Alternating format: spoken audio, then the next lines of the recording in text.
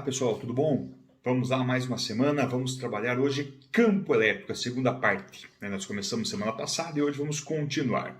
Então aqui pessoal, coloquei para vocês na tela um resumo da semana passada. O que a gente aprendeu? A gente aprendeu o seguinte: se eu tenho uma carga elétrica, a carga elétrica vai gerar um campo elétrico num certo ponto do espaço, perfeito?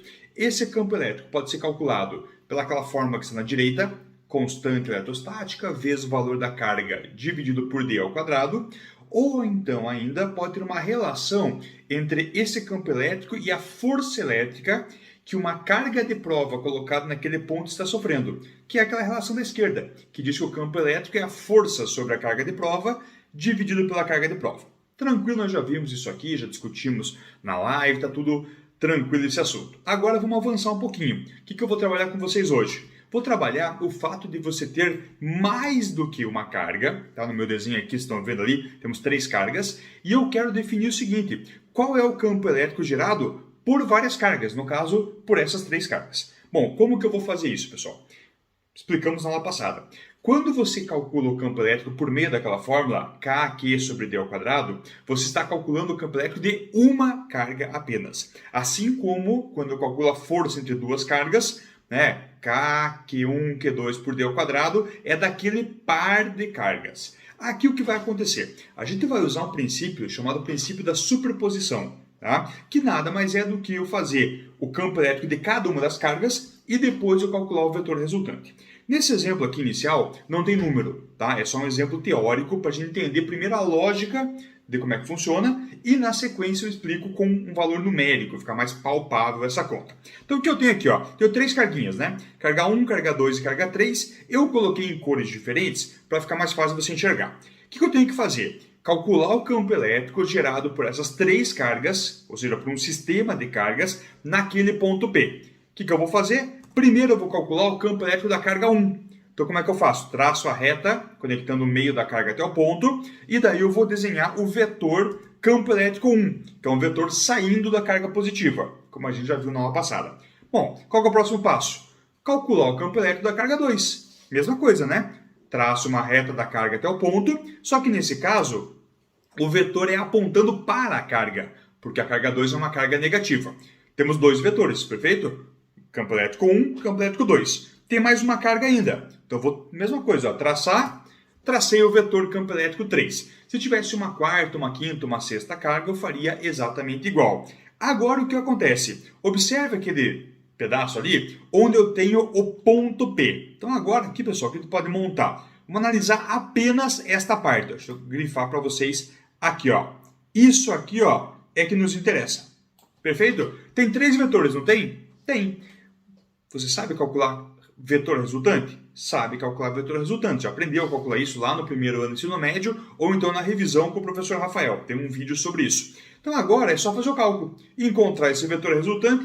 Obviamente que numa questão efetiva, de uma prova, de um vestibular ou um caso prático, você teria aqueles ângulos, né? O ângulo é dado, assim por diante. Aí você faz uma soma vetorial, encontra o vetor resultante e acabou a brincadeira. É só isso que tem que fazer. Vamos lá, vou fazer um exemplo agora. Tá aqui na sua tela, eu tenho um triângulo equilátero, cujo lado vale 30 centímetros. Eu tenho 2 cargas negativas de menos 3 coulombs cada uma em 2 vértices. E eu quero saber o campo elétrico no ponto P, que está no terceiro vértice desse triângulo. Perfeito? Informação importante aqui, o triângulo é equilátero. Tá?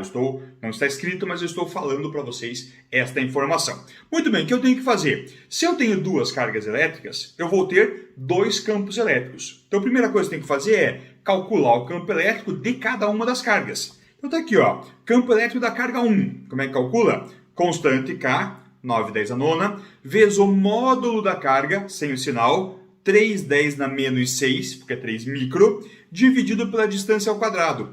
30 centímetros é 30 vezes 10 na menos 2, elevado ao quadrado. Beleza? Fazendo essa continha aqui, não vou me alongar com os cálculos, vai dar 3 vezes 10 na quinta Newton por Coulomb. Então esse é o campo elétrico, o módulo, né, no caso, gerado pela carga 1. Vou fazer agora o campo elétrico da carga 2. Gente, como a distância é a mesma e a carga é a mesma, o valor é o mesmo. Tranquilo? Não precisa me alongar muito. Então o que eu descobri? Naquele ponto P, teremos 2 campos elétricos, cada um deles valendo 3/10 na quinta Newton por Coulomb. Só que aí vem um detalhe.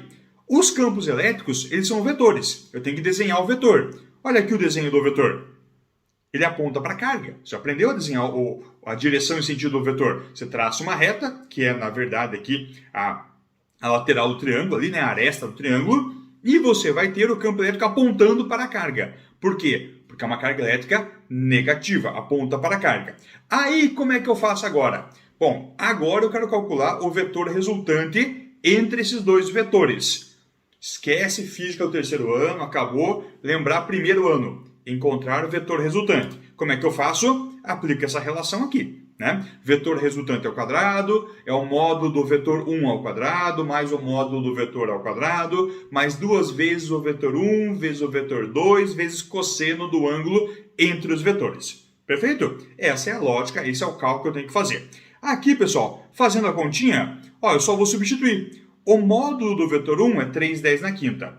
O do vetor 2 também, então eu substituo aqui. O ângulo entre esses vetores, que é aquele ângulo aqui, ó, deixa eu desenhar para vocês, ó, este ângulo aqui, tá? É um ângulo de quanto? É um ângulo de 60 graus. Como é que eu sei que é 60 graus? Porque isso aqui é um triângulo equilátero, todos os ângulos valem 60 graus, beleza? Então, por este motivo, é que apareceu aqui 60 graus naquele ângulo θ. Né? Então, aqui, se você observar, né, ó, tá aqui os 60 graus como o ângulo entre os vetores. Beleza? Bom, pessoal, agora é continha, matemática, ó. Vamos fazer a conta aqui. Basta a gente pegar e levar ao quadrado. Então, ó, campo elétrico resultante ao quadrado.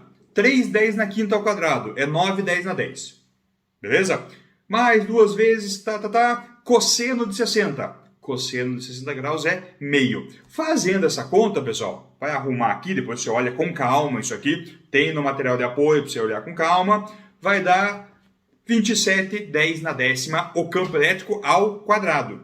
Beleza? Aí tem que tirar a raiz. Tirando a raiz de 27/10 na décima, dá 3 raiz de 3, 10 elevado a quinta Newton por Coulomb.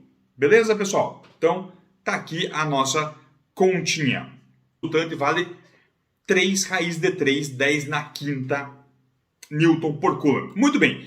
Esse é o módulo. Agora, cadê a direção e sentido? Para isso, relembramos lá, como é que eu faço? Tem várias formas de achar o vetor resultante, mas o mais padrão é desenha na ponta de um vetor uma reta paralela ao outro vetor, repete o processo, liga aqui.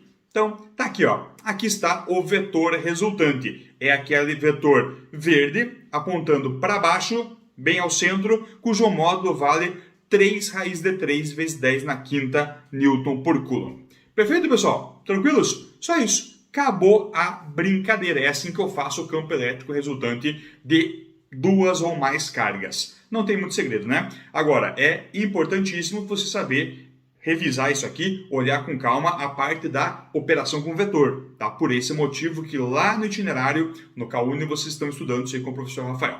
Gente, valeu essa aula, encerramos aqui. Na sequência tem um segundo vídeo, uma segunda videoaula, tratando de linhas de força e de como que funcionam, como que acontecem os relâmpagos, tá? Então aguardo vocês na próxima videoaula.